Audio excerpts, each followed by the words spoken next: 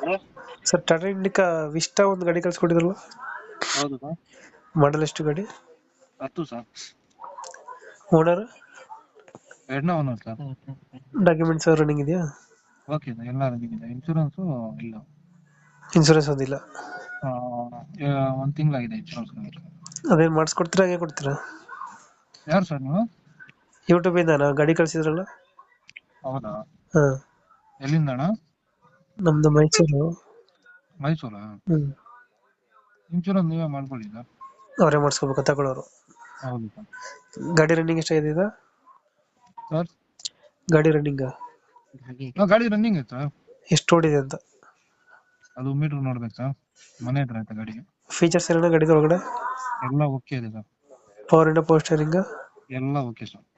AC running, full running sir. ಹಾಂ ಹಾಂ. Dent scratches ಹತ್ರ ಏನಿಲ್ಲ?